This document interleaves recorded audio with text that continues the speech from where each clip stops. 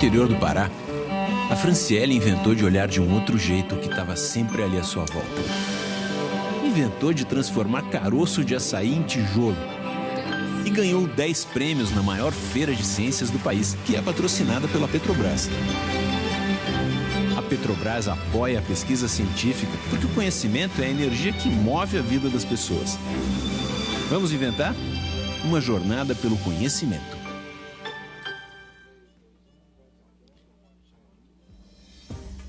Boa tarde. Calma. Boa tarde. Vamos assistir agora ao painel O Cérebro no Centro da Narrativa, onde criadores de histórias contam como desenvolvem narrativas que incluem personagens com distúrbios e sensações neurológicas, tais como psicopatia, sinestesia e outros. E para chamar os nossos palestrantes, gostaríamos de convidar ao palco o moderador, o ator Emílio de Mello.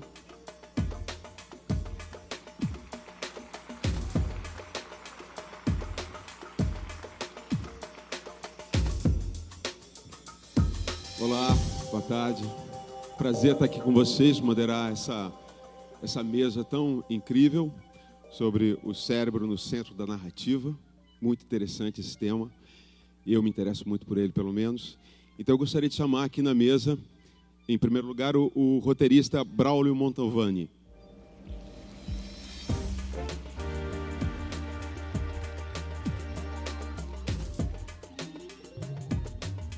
A roteirista Glória Pérez.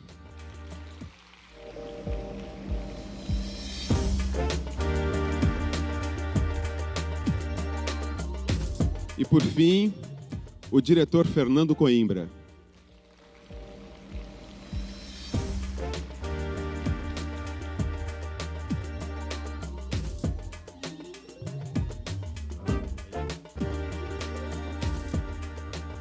Bom, a gente vai começar aqui, cada um dos participantes vai ter 15 minutos para poder expor um pouco o seu assunto e a gente depois vai bater um papo sobre isso. Não tem perguntas da plateia, então a gente vai tentar conduzir aqui de uma maneira bem simples e funcional, tá bem?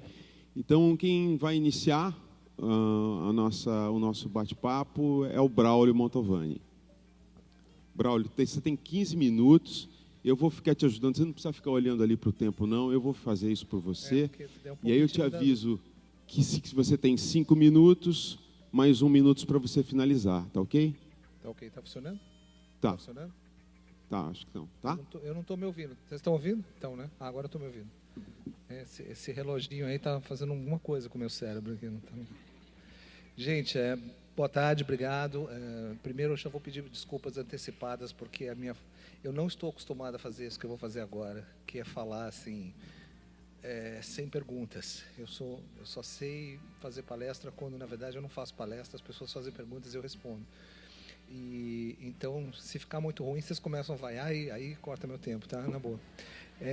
Eu fiquei também, o pedido para falar aqui de contar como nós trabalhamos, né, as nossas histórias, assim, eu também não consegui elaborar nada em relação a isso, porque para eu falar de um projeto específico, eu tenho 2 projetos na vida que tem a ver com, digamos, diretamente com cérebro como tema, mas um é um filme que já estreou, ficou pouquíssimo tempo em cartaz, quase ninguém viu, então não adianta falar dele, e o outro é uma série inédita que também ninguém nunca viu, então eu pensei, eu prefiro falar, então, talvez, do que para mim é essa ideia de cérebro narrativa.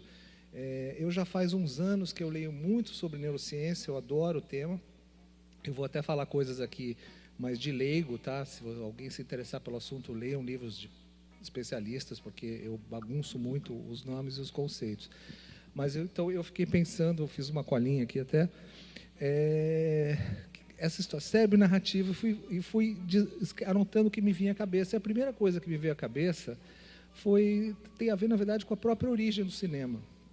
Eu lembrei que eu não estudei cinema, tá? Na faculdade eu fiz língua e literatura, mas eu lia muito sobre cinema, via muitos filmes, até isso causou uma séria lacuna na minha formação literária, porque eu acho que eu acabei vendo mais filmes do que lendo romances.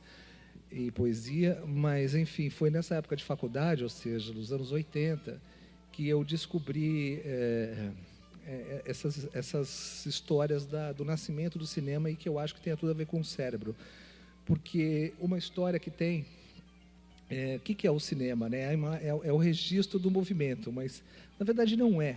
Né? O Godard tem uma frase interessantíssima, que é: a fotografia é a verdade, o cinema é a verdade 24 vezes por segundo. É isso, né? O cinema é uma ilusão de ótica. Eu lembrei que uma dos primeiros registros do movimento foi uma aposta de dois caras muito ricos, milionários, sobre cavalos. Quando o cavalo corre e, em algum momento, as 4 patas ficam fora do chão, ou sempre tem uma que está no chão?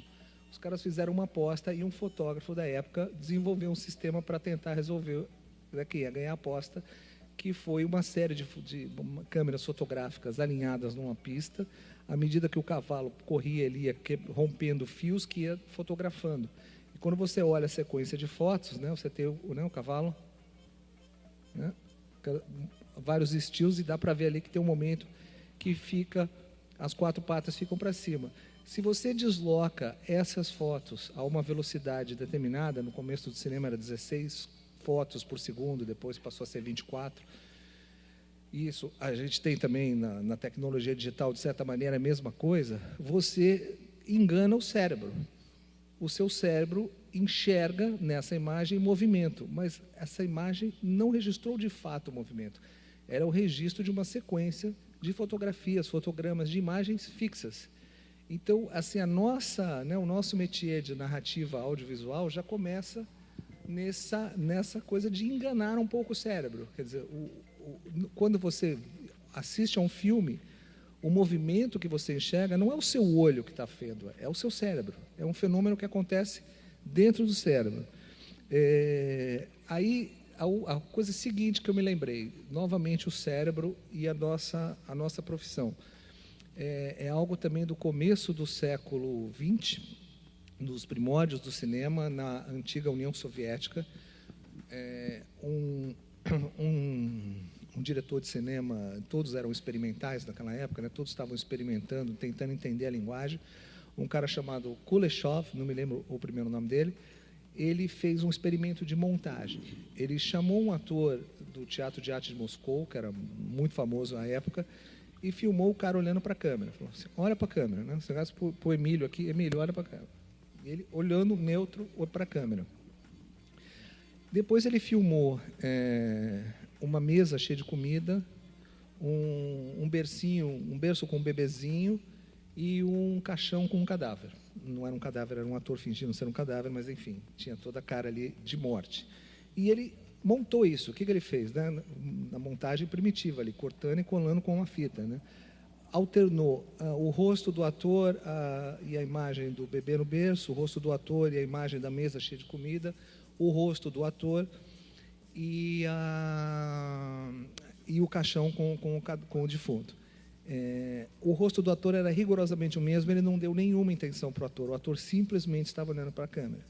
Ele exibiu esse filme curtíssimo para algumas pessoas, ia chamando, era como se fosse um experimento científico mesmo. O que vocês acham disso? O que vocês têm a dizer disso?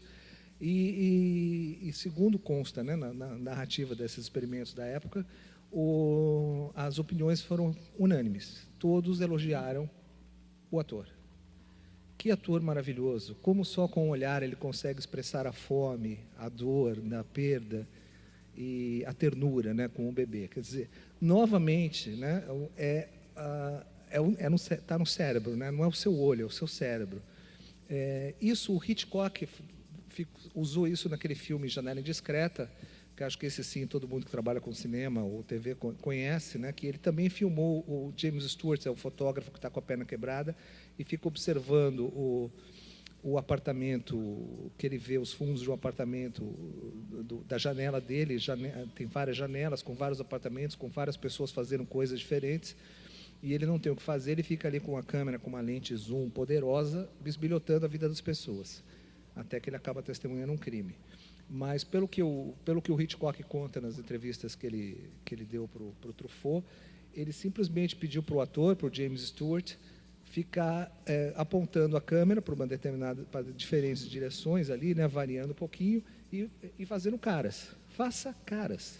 Ele não disse assim: você está vendo uma mulher bonita tirando a roupa, ou você está vendo um cachorrinho fazendo xixi na perna de alguém. Não, ele não disse, ele não deu nenhuma intenção. Ele fez isso na montagem. Ele foi alternando as caras do James Stewart a esses planos, e aí a gente, é o nosso cérebro que produz o sentido. Bom, aí eu fui lembrando dessas coisas, anotando isso, e aí eu comecei a exagerar um pouco. Então agora talvez eu esteja exagerando, tá? Mas a partir de anos depois, né, quando eu comecei a ler muito sobre neurociência, eu descobri que assim o nosso cérebro evoluiu de maneira a resolver problemas sempre encontrando causa e efeito, buscando relações de causa e efeito. O nosso cérebro é faminto por relações de causalidade, né? A leva a B, que leva a C, que leva a D, e as coisas acabam tendo um sentido. Isso é uma dinâmica natural do nosso cérebro. E eu acho que por isso a gente gosta de ficção. Vou tentar explicar por quê. Quando éramos todos ainda habitantes da caverna, não tinham inventado a matemática, eu acho que ali começou o desejo de explicar o mundo, o que é, de onde viemos, para onde vamos, né? Não tinha ainda nem a matemática complexa que a gente tem hoje, nem os aceleradores de partículas para a gente entender isso. Até uma coisa que, por mais eu que leio muito sobre isso, tenho ainda dificuldade de entender isso, que é muito contraintuitivo, que o nada é alguma coisa, né? No nada, no vácuo, surgem e morrem espontaneamente partículas o tempo todo. Um elétron e um pósitron surgem e se anulam. E isso está previsto numa equação matemática. Isso foi descoberto experimentalmente décadas depois de estar previsto numa equação matemática de um físico da mecânica quântica. Quer dizer, isso eu consigo entender, como não crente em nenhum ser superior, que o mundo realmente surgiu do nada por alguma instabilidade quântica ali. Puf, aconteceu o Big Bang, estamos aqui. Mas nossos ancestrais lá na nossa caverna, eu acho que eles precisavam entender o mundo, porque o cérebro deles está ali esfomeado por estabelecer relações e assim criaram os primeiros grandes personagens fantásticos da nossa história, que são os deuses. Eu acho que... por que a gente gosta da ideia de Deus, ou tende a gostar? Porque dá uma razão, dá uma explicação para o mundo, e eu acho que é isso que a ficção faz. Eu acho que a gente gosta de ver histórias porque a vida não tem sentido, mas isso é difícil de suportar. E as histórias sempre têm algum sentido, ou pelo menos sugerem algum sentido. Então, eu acho que o nosso trabalho de escrever histórias, ou de contar histórias filmando ou interpretando, tem muito a ver, sim, com essas coisas que a neurociência está descobrindo, que é um jeito e desde lá do começo o cinema tem a ver com isso. Não era uma coisa buscada, não foi planejada, mas é isso, né? As coisas acontecem meio aleatoriamente, mas se você organiza de uma determinada maneira, você dá um sentido, e eu acho que é aí que vem o prazer e o vício que a gente tem pela ficção. Eu tenho muito tempo ainda? Tem mais 5 minutos. Eu mais ia falar 5 isso minutos? agora para você. Pô, então deu certinho aqui. Eu tenho mais uma folhinha. Bom, eu falei que ia ser chato, tá? Vocês devem estar morrendo de sono. Aí eu pensei assim, para encerrar, uma coisa que eu acho que tem a ver com isso tudo que eu disse, de como o cérebro é que constrói sentidos, e é um sentido que não existe na vida. Eu fiquei pensando por que algumas histórias que são incríveis na realidade, que tocam muito a gente, às vezes quando são transformadas num filme ou numa série, decepcionam. É muito comum isso, eu acho que todos nós passamos por isso, quem escreve sabe essa frustração.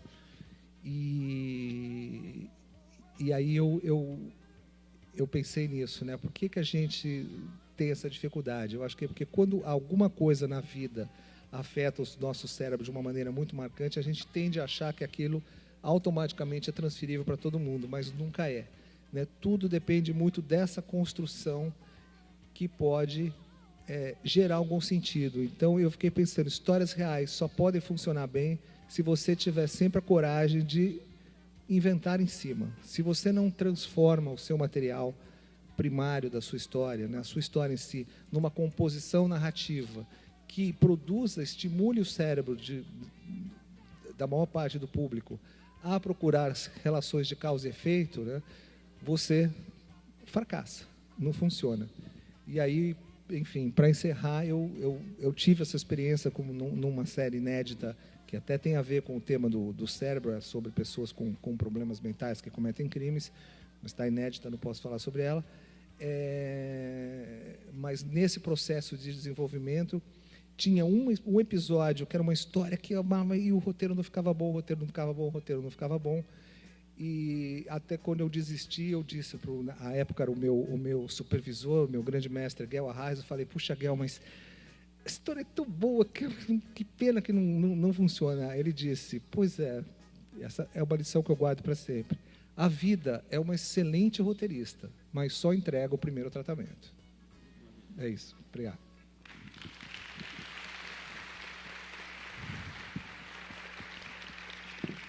Obrigado, Braulio. Eu queria só aproveitar essa pausa e falar um pouco para o pessoal da técnica, que a gente está tendo um retorno aqui de uma música tocando. Eu sou ator de teatro, isso para mim me incomoda profundamente. A gente está falando aqui com uma música tocando aqui no retorno. Se vocês conseguirem tirar isso... Provoca uma coisa no nosso cérebro, né? Não... alguma coisa aqui que incomoda, que não está funcionando. Tá? Eu acho que é nessa caixa aqui. Bom, dando sequência... Temos 2 minutos para uma discussão, porque o Braulio não usou os últimos 2 dele. A gente vai, então, passar a palavra para a roteirista Glória Pérez. Glória. Eu queria o meu vídeo primeiro. Ah, lógico. O vídeo primeiro, pequenininho. Está ouvindo aqui também?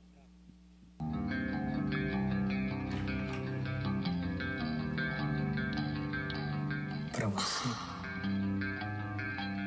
Não existe ninguém mais sensível nesse mundo do que o Edu. Parece que a gente se conhece de uma vida toda.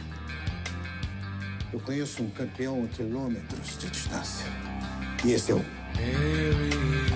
brinde ao nosso encontro. Ao nosso amor. Você se sente o centro do mundo, perto do cara.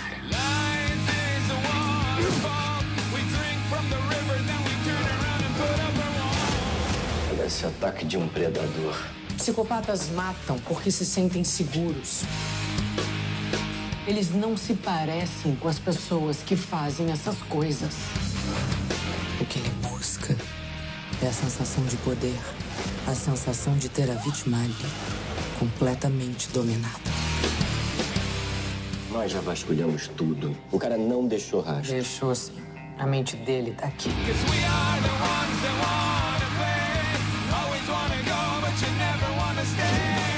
Olhem pra mim porque vai acontecer de novo. A gente aqui não tá acostumado com esse tipo de crime em série, nem com esse tipo de mente.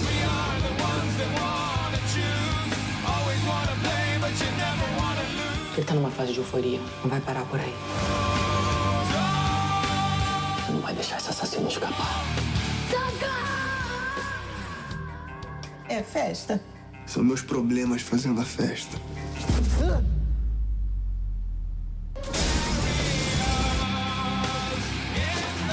Não dá mais pra gente perder tempo, as mulheres estão morrendo lá fora.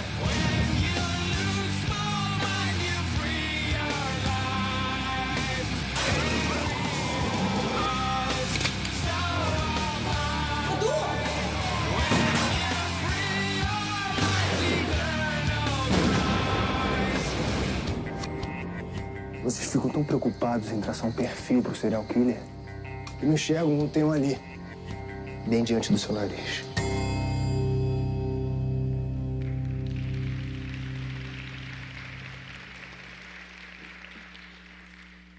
Quando a gente fala na mente, no centro, o cérebro, né, no centro da narrativa, o cérebro está sempre no centro da narrativa, porque construir personagem é isso, é construir uma configuração cerebral.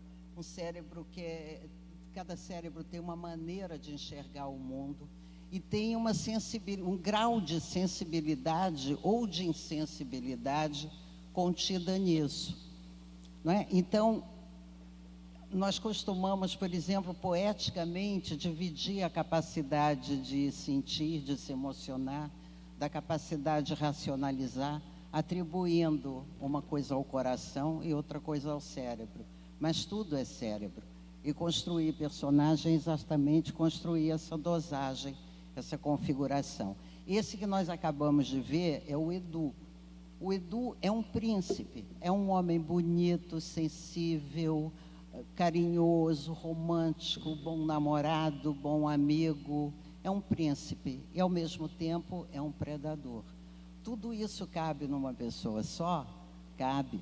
Nós não estamos falando aqui de possessão espiritual nem de dupla identidade.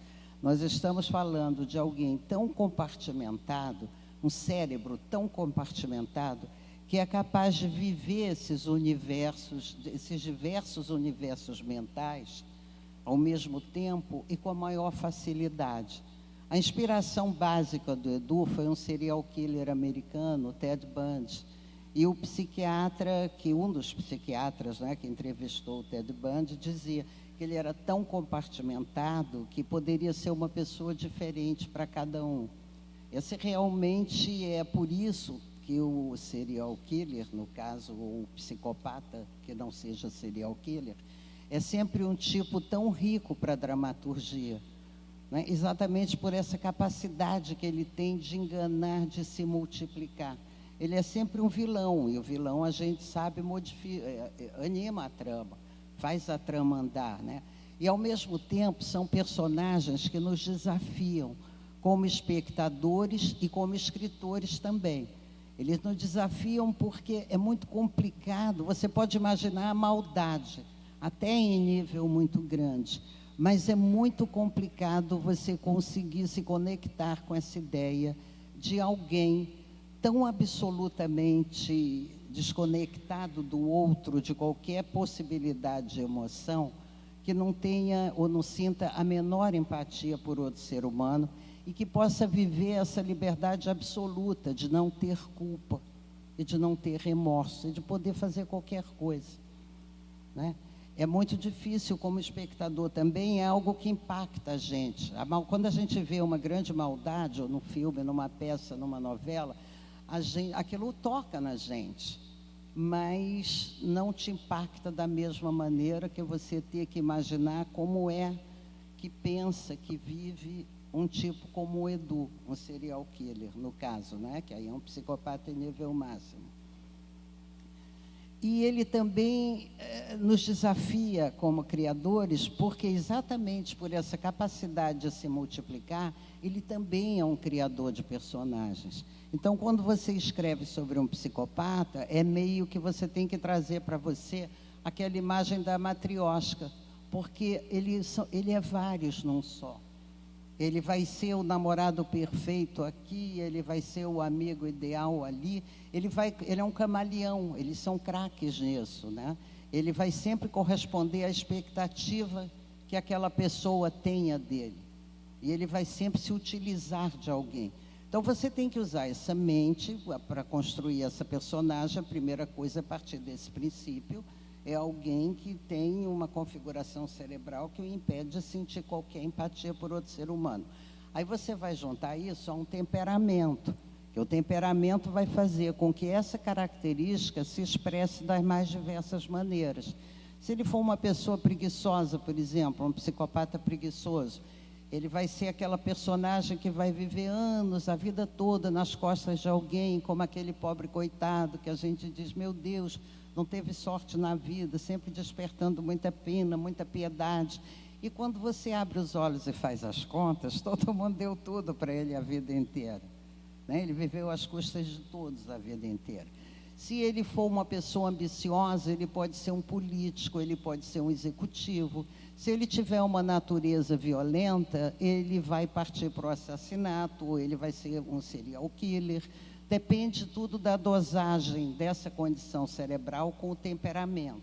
Isso é muito desafiador para o escritor, porque na medida que você escreve o psicopata, de uma maneira geral, você descreve também como é que aquela mente se revela. Aqui, em Dupla Identidade, o terreno, o foco da narrativa é a mente dele. Tanto que já na primeira cena você sabe que ele é um assassino. Na primeira cena você já sabe quem ele é. Porque o que a história trata é da decifração dessa mente, né? E coisa que todos os livros policiais sempre fizeram. De alguma maneira você tem Poirot, Agatha Christie, todos os livros policiais e as séries policiais, né? Trata-se sempre, de alguma forma, de descobrir o psicopata ou serial killer através de seus feitos. Mas eu tenho visto, por exemplo, talvez até agora por esse grande interesse na neurociência, eu tenho visto muitas séries tratando como dupla identidade, fazendo da mente o território a ser explorado. Eu tenho visto muitas séries nesse sentido, em que você não está mais buscando como é que eu aprisiono, como é que eu capturo, como é que eu desmascaro. Tem muitos estudos já sobre a análise dessa mente, de como é que ela funciona. E o que mais? Eu queria partir para a conversa. Eu também sou como ele, eu gosto de conversar. Eu posso fazer uma pergunta? Só dentro disso que você falou. Tem uma coisa do psicopata, que eu estava lendo. O psicopata, ele tem uma relação moral diferente, né? O que não significa, ele não tem alguns sentimentos morais, né? Culpa, compaixão. O que não significa que ele não tenha relação, que ele não tenha consciência do que é bom e do que é mal. Você pensou isso para esse personagem? Claro, é isso que torna essa personagem tão interessante, que a retira do terreno da doença. São personagens que sabem exatamente o que é correto, o que é errado, o que te faz sofrer, o que não te faria sofrer, e eles atuam de modo absolutamente cerebral, né? É bem diferente. Por exemplo, uma outra personagem psicopata que eu fiz e que não era uma serial killer, nem era uma assassina, foi a Ivone, uma personagem Caminho das Índias, que, aliás, foi uma personagem que nasceu de um jeito muito interessante, porque ela nasceu depois da novela pronta. E nessa novela eu estava falando da doença mental. Então, por causa disso, como eu faço sempre nos meus trabalhos, eu fui conversar com os doentes mentais e perguntar o que eles queriam que se dissesse deles, o que eles queriam que as pessoas soubessem deles. E tinha uma reclamação assim, que era o que deixava eles loucos de raiva. Era que toda vez que alguém cometia um ato, um desatino, um crime pavoroso, a manchete do jornal era louco ou loucura, associando a eles, que já eram tão discriminados pela própria condição, a capacidade de fazer aquelas coisas. Então, por causa deles, eu criei a personagem psicopata da Ivone, em Caminho das Índias. E aí tinha aquele psiquiatra, não é, que, ao conversar, mostrava a diferença entre a doença mental, onde você tem alguém tão afogado pelas emoções a ponto de perder a razão, em contraponto com alguém que não tem emoção nenhuma, é só razão, mas que compreende muito bem as emoções humanas e teatraliza, porque eles são sempre ótimos atores, porque você mesmo estava comentando lá, né, o filminho que você viu no blog que eu fiz para a dupla identidade, são sempre pessoas, o serial killer, por exemplo, que é uma pessoa que sai matando 30, 40 pessoas durante a vida, até mais do que isso. E, de repente, quando eles são descobertos, é um espanto na vizinhança, na família, nos conhecidos. Ninguém podia imaginar, aquela pessoa não fez isso, não é o perfil dela, jamais. Eles conviviam 24 horas com aquela pessoa. Ela não é capaz disso, mas ela era. Por isso que eu digo que o predador e o príncipe cabem numa mesma pessoa. Então, essa variedade, essas nuances, essas possibilidades de combinação da mente humana, e que eu acho que o grande barato do escritor é buscar retratar isso, né? É buscar fotografar essas dosagens. E temos esse desafio. Eu acho que a personagem do psicopata é sempre um desafio, tanto para quem assiste, quanto para quem escreve. É um grande exercício. Ótimo. Já deu o seu tempo. Eu acho que deu. Vamos conversar. A gente pode conversar depois um pouquinho mais, não é? Obrigado, Glória.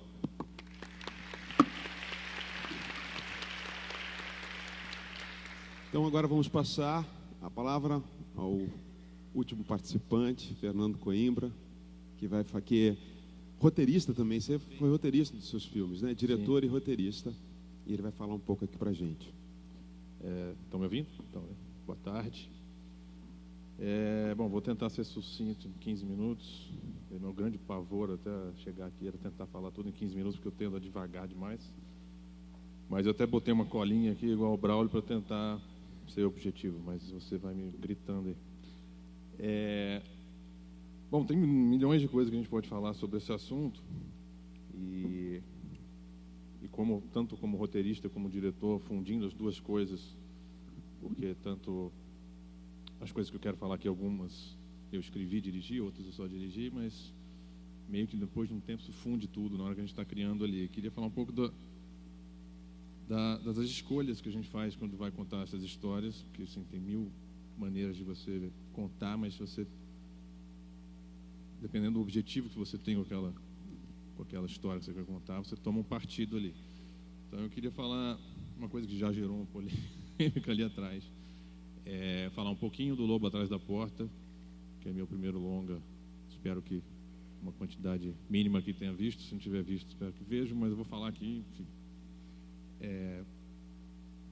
E uma coisa que surgiu, porque quando me chamaram para cá, tinha a questão de, você vai falar no personagem que tem um distúrbio, que tem uma psicopatia ou algum tipo de distúrbio. O personagem do Lobo Atrás da Porta, a Rosa, que é feito pela Leandra Leal, é um personagem que tem distúrbio, não tem? Eu falei, olha, para mim, enquanto autor, né, enquanto roteirista, diretor do filme, eu preferi não ver ela como alguém que tem um distúrbio, apesar de tudo que ela faz no filme. Mas porque o objetivo desse filme, que é inspirado numa história real, que é inspirado na história, né, livremente inspirado na história da Fera da Penha, que aconteceu aqui nos anos 60 no Rio.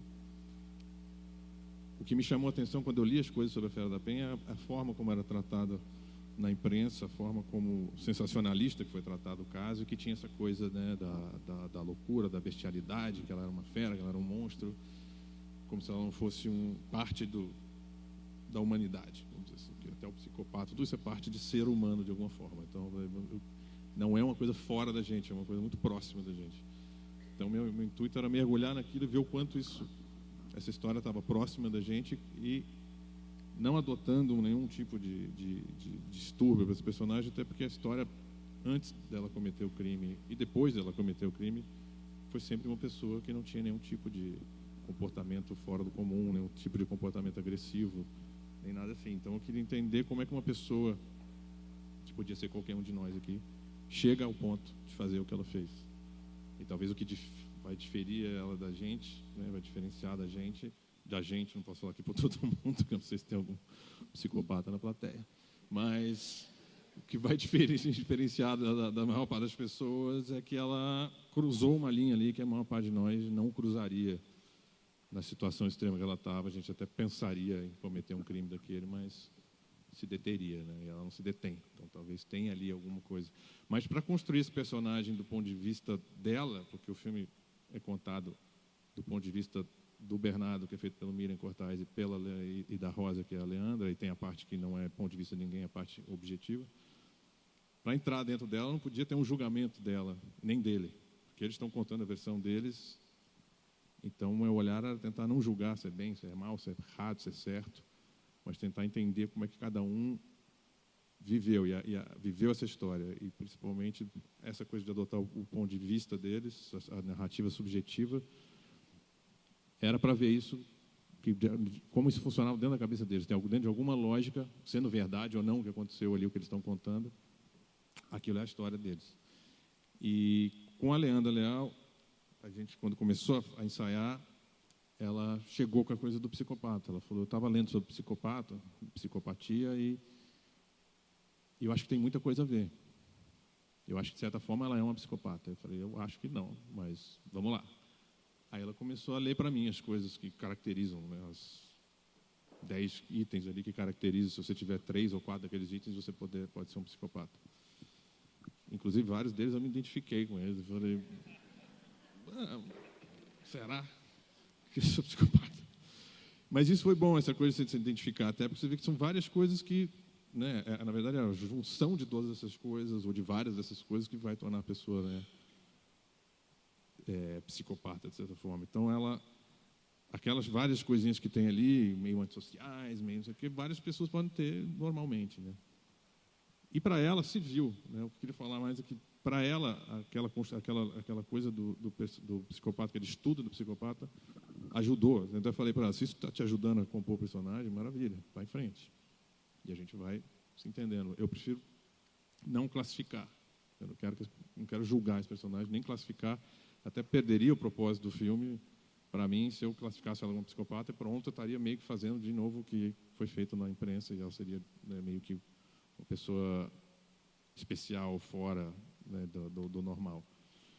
Mas foi possível construir, eu e ela com a ideia do psicopata, eu sem a ideia do psicopata, e conseguir dialogar, se entender e fazer, e foi maravilhoso o trabalho junto. Mas essas coisas, muitas vezes, pode funcionar para o ator, pode funcionar para o diretor, mas esse estudo do distúrbio, né, mas para mim, continua não sendo psicopata. Mas, e outra coisa que eu queria falar um pouco da construção do filme, é que é isso, né? O cérebro, como a Glória disse, está sempre no centro da história ali. Mas nesse filme, como tinha um olhar subjetivo, a escolha, falando um pouco da questão de direção, né? A escolha estética tinha muito a ver com a tradução dessa subjetividade. Então, e de estar muito próximo deles, porque essa história é uma história de intimidade, é uma história que acontece basicamente quase tudo entre quatro paredes, as situações entre homem e mulher, então é muito sobre a intimidade, o meio externo pouco interessa. Então o filme, a estética do filme, a câmera é sempre muito próxima deles, muito filmado em plano de sequência para ter atuação em tempo real, a reação em tempo real, o contrário lá do bota o ator com o bebezinho no caixão, para ter aquilo vivo ali, ter as reações internas, principalmente, as coisas não ditas ali da cena, que aí faria mais essa subjetividade dos personagens. Mas era uma coisa muito sensorial, muito fetichista, até, de certa forma, porque era na pele dos atores, era nos objetos, na roupa, no brinco, na nuca. Era um olhar muito sensorial, tentando trazer a coisa da memória afetiva, né? E, ao mesmo tempo, o filme que eu fiz em seguida, que eu fiz depois, não exatamente em seguida, mas que é o Sandcastle, que é o Castelo de Areia, que é um filme de guerra, que se passa no Iraque, um filme americano que está no Netflix, um original Netflix, que é um personagem que não tem um distúrbio, mas ele termina o filme com um distúrbio, que é esse distúrbio que é o... Até trouxe aqui para eu ler, porque em português é outro nome, que é o PTSD, em inglês, que é o sintoma pós-traumático... Espera aí, atenção. Transtorno pós-traumático, síndrome, enfim, é uma coisa que vários soldados acabam tendo, ou pessoas que são expostas a uma violência, ou uma agressão sexual, ou alguma coisa muito forte, que a pessoa fica tendo, enfim, sonhos com aquilo, fica evitando situações parecidas com aquilo. E esse filme, de certa forma, era a construção desse soldado que vai para a guerra do Iraque. Não queria ir para a guerra, se alistou porque queria pagar a faculdade, vai parar nessa guerra, não quer estar lá, se sente completamente deslocado em relação aos companheiros ali, que são tudo muito mais bélicos, muito mais aquela coisa patriota americana, aquela coisa de armas, e ele é completamente fora daquilo. Vai buscando um motivo para estar ali, para conseguir se manter ali minimamente são, e passa por uma experiência horrível, só uma coisa péssima atrás de outra, e termina, de certa forma, traumatizado ali. E esse filme era diferente, a questão da estética ali, porque ele não era uma história de intimidade, não era uma história entre quatro paredes, ele era uma história onde, que no Lobo Atrás da Porta, a questão interna dos personagens tinha a ver com um relacionamento com o outro, e era muito a subjetividade deles. E nesse filme é muito a exposição do personagem ao meio, né? Então é como ele está reagindo àquele ambiente de guerra, como ele está reagindo àquele ambiente árido, aquele deserto. Enfim, toda a experiência dele é muito ele naquele meio, e a forma que aquilo vai afetando ele, que ele vai tentando lidar com aquilo. Óbvio que tem a subjetividade dele em relação a isso.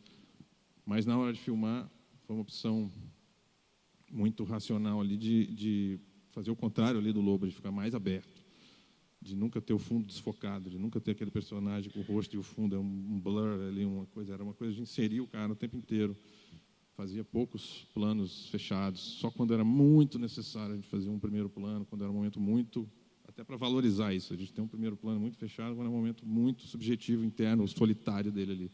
Mas, no geral, era ver como ele estava inserido naquele universo. Os atores americanos ficaram até um pouco irritados, que no começo eu não fazia os close-up. Falei, não vou fazer, não. Pode relaxar aí, que não vai ter os close-up. Mas tinha muito esse pensamento de como ele vai, e aos poucos também na arte, no figurino, ele vai se tornando parte daquele meio. Né? No começo a gente filmou ele muito destacado de tudo, e aí ele vai aderindo àquilo, e vai sucumbindo àquilo, e vai se sujando daquilo, e ele vai se transformando numa pessoa que já é, com toda aquela poeira, com todo aquele sangue respingado, vai acumulando aquela experiência no próprio figurino, na própria maquiagem, porque esses caras no Iraque não tinham nem como tomar banho, não tinham nem como, né, eles estavam no interior do Iraque. Então, para chegar no fim e o acúmulo de todas essas experiências, aí ele está completamente pirado no fim do filme. Então, era muito um olhar muito mais objetivo, muito mais de fora, no Centro que é essa, do que no Lobo Atrás da Porta. E queria aproveitar também e falar, já que a gente está falando essa coisa da subjetividade e do transtorno, e aí do distúrbio, aí é onde eu acho que tem o distúrbio mesmo, que é uma série que eu fiz chamada Terrores Urbanos, que estreou na Record, estava no Warner Channel, estreia agora de 17 no Space, que é uma história de antologia de terror psicológico, e que cada episódio é inspirado numa lenda urbana, mas a lenda urbana já existe, né? Enfim, não é a história da lenda urbana, mas é um personagem que, de certa forma, sofre algum tipo de distúrbio, que começa a estar numa crise, num momento complicado, ele começa a acreditar, ele começa a não acreditar, alguém conta da lenda para ele, acha aquilo besteira, e ele vai evoluindo para começar a acreditar naquilo, e você, no fim do episódio, você nunca sabe, tem sempre uma dubiedade se isso aí está realmente acontecendo, se ele está realmente sendo vítima da loira do banheiro, do homem do saco, ou se ele está delirando, se ele está criando aquilo na cabeça dele. E essa era uma construção completamente, mais ainda do que o Lobo, de dentro desses personagens. Né? Então, os 2 episódios que eu dirigi, que é o Loira do Banheiro, que é uma menina que sofre de bulimia, e por isso mesmo está sempre preocupada com a imagem dela, quer ficar perfeita, e vai no banheiro vomitar, e no banheiro ela começa a ouvir voz de uma outra menina, começa a falar com ela. Enfim, aí vai construindo toda essa coisa da bulimia no banheiro e vai se tornando a história da loira do banheiro. E o outro episódio, que é o Homem do Saco. E esse, no caso, eu escrevi também o roteiro. E uma coisa que eu percebi que seria a chave para contar essa história, que me inspirou muito, foi o Repulsion, o Repulsa ao Sexo, do Polanski, que é aquele filme com a Catherine Deneuve, e que ela tem um certo distúrbio ali. E a construção do filme é muito inteligente, porque ele usa todos os recursos possíveis de câmera na mão, dolly, grua, qualquer tipo de linguagem, mas ele usa muito de dentro do personagem para traduzir o que ele está passando ali. E ele vai usando a coisa do cenário, vai mudando, tudo vai se transformando a partir da percepção desse personagem. Então, e o que ele faz muito inteligentemente ali é que tem uma rotina, né? O personagem ele mora num apartamento, ela vai para o trabalho, onde ela trabalha de manicure, tem um caminho que ela faz de volta para casa, e esse apartamento de novo, e a repetição desse negócio, desses mesmos lugares, dessas mesmas ações, ao longo do filme, e como aquilo vai mudando, como aquele caminho que ela faz, que era tranquilo, de repente tem um atropelamento, tem uma coisa. O apartamento, ele chegou a filmar em 2 apartamentos diferentes, porque ele vai se mudando espacialmente conforme ela vai ficando mais pirada. Né? Então, o lugar onde ela trabalha, enfim, tudo isso ele construiu a partir dessa repetição e a transformação dessa repetição. Então, eu usei muito isso, principalmente na construção do episódio do Homem do Saco, porque são basicamente poucos elementos, são 4 atos. É a história de uma mulher que vende cosméticos numa mala, andando pela rua, classe baixa, vendendo ali de porta em porta, vendendo no salão de beleza, mas ela tem um trauma, de certa forma, se for enquadrar um distúrbio, ela é uma pessoa esquizofrênica, mas no começo você vê que ela tem um trauma porque ela foi babá de uma criança muito tempo atrás, e essa criança, no parque, um dia brigou com ela, saiu, ela deixou achando que a criança ia voltar, e a criança sumiu, nunca mais voltou. Então, ela se afasta da família, ela se afasta da sobrinha, e ela não quer ver criança, não quer cuidar de criança, vive isolada lá, a vidinha dela, até que a irmã chega e fala: preciso que você cuide da minha filha, porque ela tem uma viagem um problema na família do meu marido, você vai ter que ficar com ela. E ela não quer ficar com a menina, uma menina de 9 anos de jeito nenhum. Mas fica com a criança. E aquilo já começa a trazer de volta aquele fantasma do passado. Para piorar, a menina, que é a potencial vítima do homem do saco ali para ela, é também o gosto dela, porque a menina é uma menina impossível, dificílima, e a mãe não contou esse detalhe para deixar ela lá. E ela começa a instigar, tipo, ela fala, eu sei que você perdeu o menino lá, minha mãe me trouxe aqui para você me entregar para o homem do saco. E a mãe fala, homem do saco, que história, você não tem nada disso. E ela fica cutucando a tia e começa a voltar toda aquela piração dela. E aí, de fato, ela não acreditava em homem do saco, passa a começar a acreditar que tem realmente, porque ela aí começa a ouvir barulhos, que é bem a característica da esquizofrenia, né? Você começa a não saber diferenciar o que é real do que é alucinação. Então, ela começa a ouvir barulho na casa do lado, que é abandonada, achar que tem alguém realmente levando criança para lá, some uma criança na rua.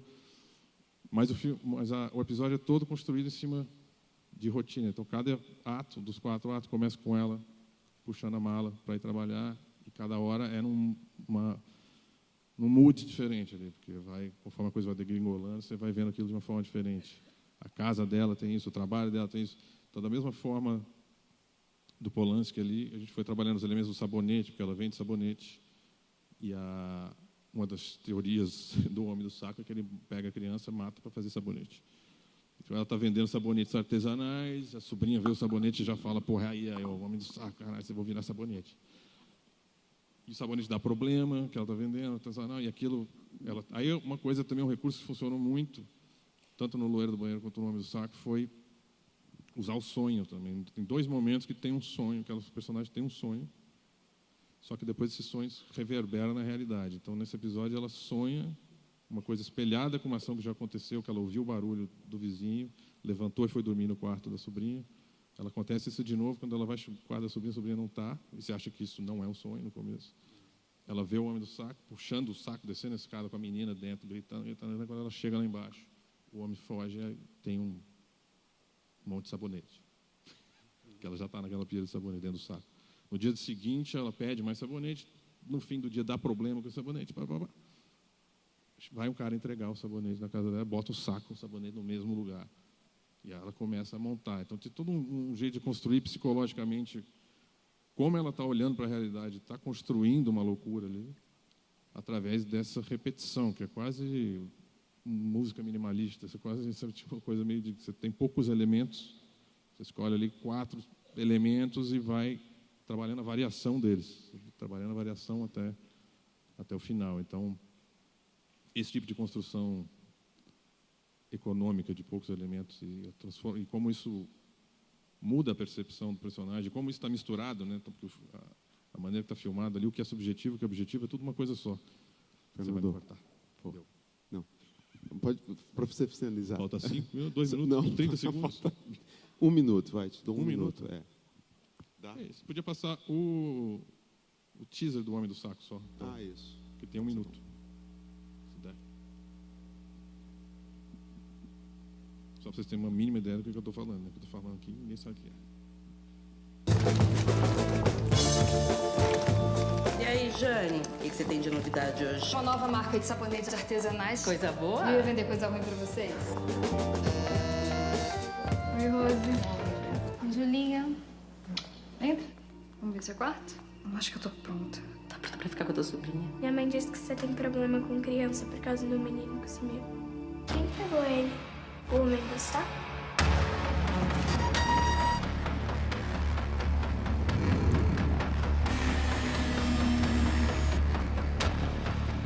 Meu filho! Bacinho!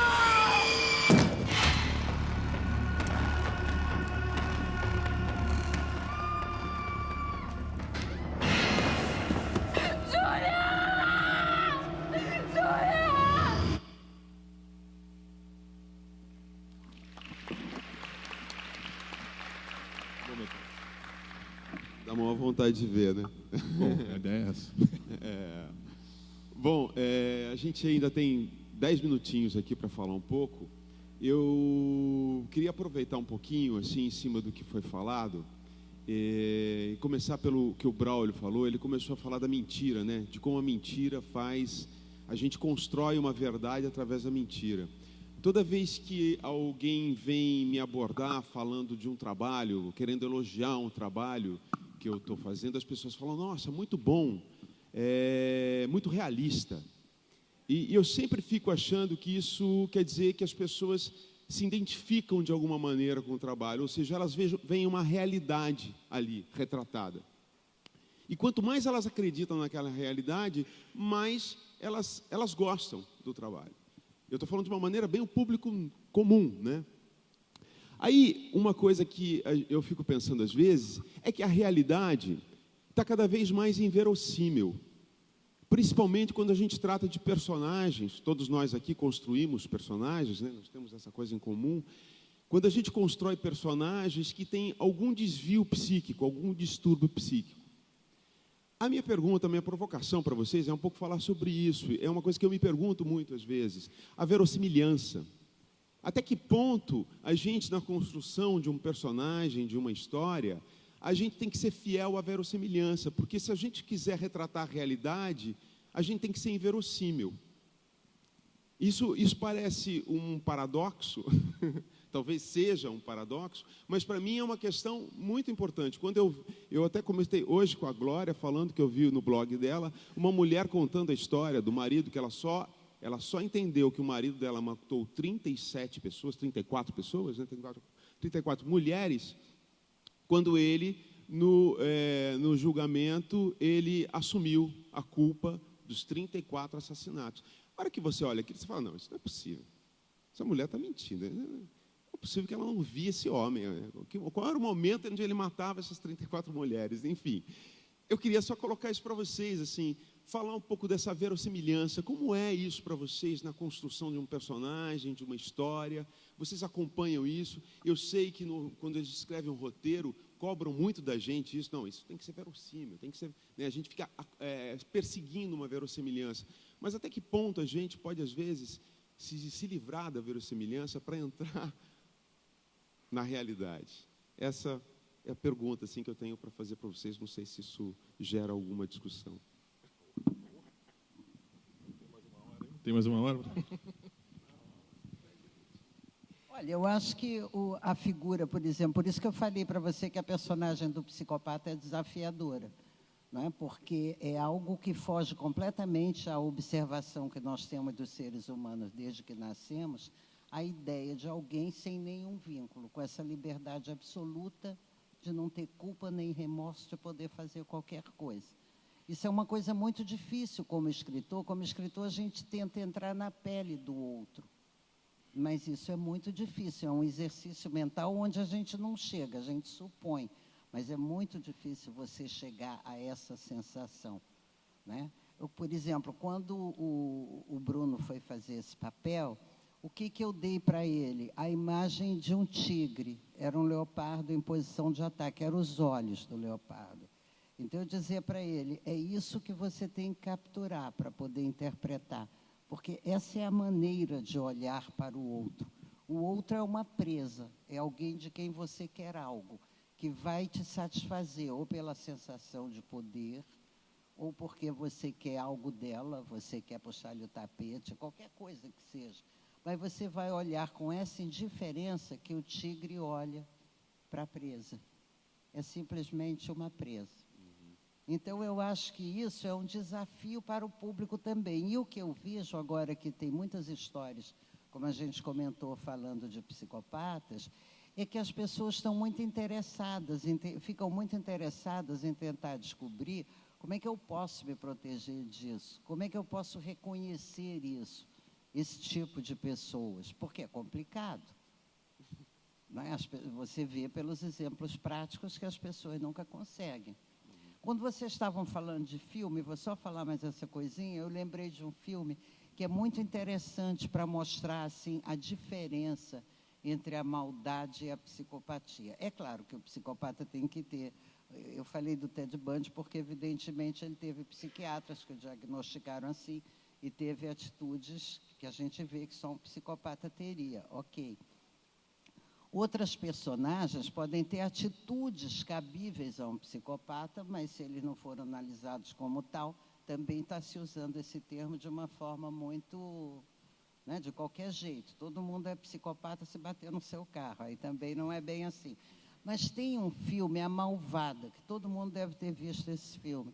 Esse filme é uma beleza, porque você tem ali a personagem da fã número 1, que é aquela que ela se torna servil, ela é uma camaleoa, ela se torna aquilo que a atriz que ela quer eliminar, de quem ela quer roubar a vida, aquilo que a atriz precisaria ao lado dela. Tanto que até a metade do filme você acha que a vilã é a atriz, e não ela, que ela é aquela pobre coitada.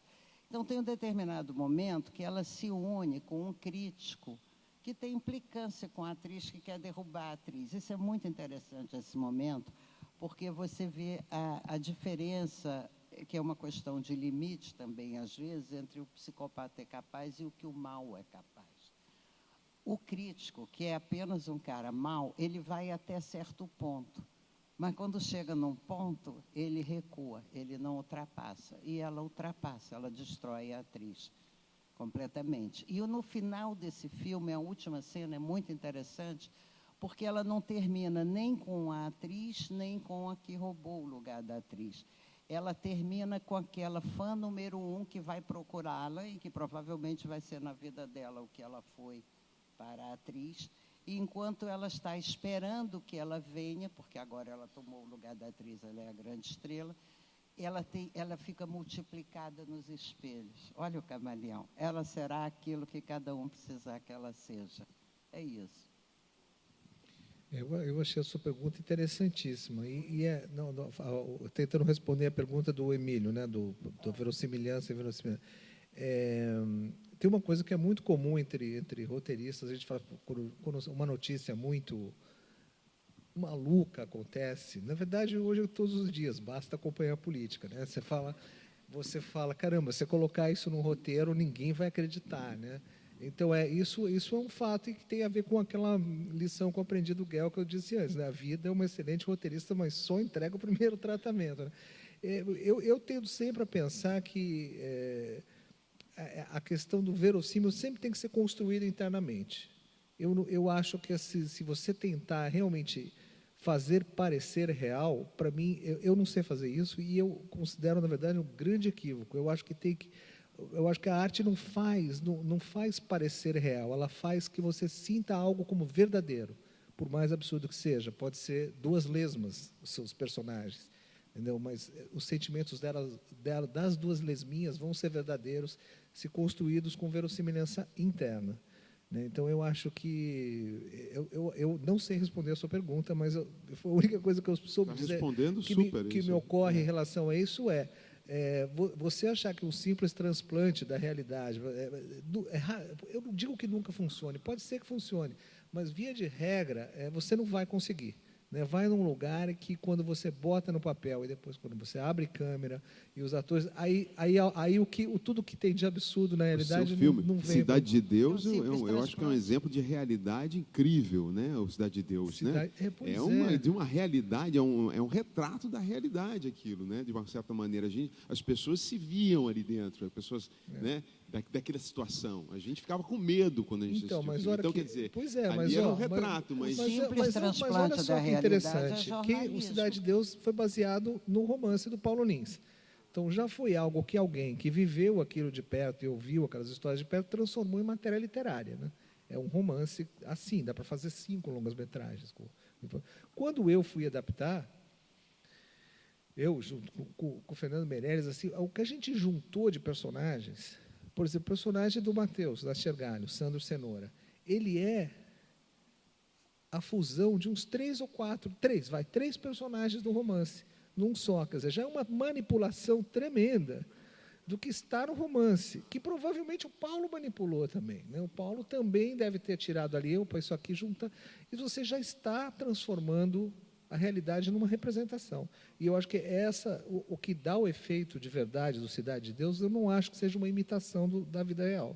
Eu acho que é a construção de personagens e situações verdadeiras internamente, com verossimilhança interna. Ótimo. Senão é jornalismo e documentário, né?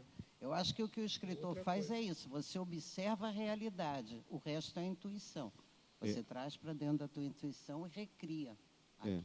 Eu vou quebrar o protocolo só para dar um pouquinho para o Fernando falar. Tá, eu vou falar rapidinho. Não, tem uma coisa que assim, eu tenho uma preocupação grande com a verossimilhança, mas na verdade é uma camada só, né? Uma das camadas que você tem numa narrativa para que o espectador não se afaste, para que ele de repente não olhe e fale, pô, isso aí não acontece, isso aí não faz sentido. Mesmo que a coisa que você está tentando ser verossímil nem seja tão real, mas você tem que criar dentro da tua narrativa, do teu mundo que você está criando ali, que aquilo faça sentido. E no fundo, eu acho que eu estou tentando como narrador ali é me conectar com o emocional, com o subconsciente do espectador ali. E eu acho que essa coisa da verossimilhança é para manter minimamente o racional da pessoa ali conectada, porque ela não vira e fala, pô, isso aqui não faz sentido, isso não acontece no mundo, isso não é verdade. Mas é uma camada que é importante, eu acho, de certa forma, você está olhando alguma coisa que te alerta que o espectador vai se afastar daquilo, é bom cuidar, seja no roteiro, seja na direção, seja nos elementos que você tem de cena ali. Mas é uma das camadas, porque você precisa, para contar a história mesmo, você está se conectando com, né, com o imaginário do espectador, se conectando com outras coisas ali, com a subjetividade dele, para conduzir, porque eu acho que, de fato, que você conduz mesmo o espectador mais emocionalmente do que racionalmente. Né? Então, mas é uma camada importante, mas também dentro de universos que não, tipo, da Marvel, vai ter a verossimilhança dentro de um universo fantástico lá, né? Mas enfim, verossimilhança é uma coisa... É isso.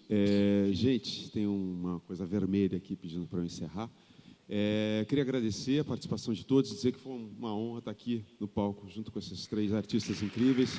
Muito obrigado, boa tarde, espero que vocês tenham gostado.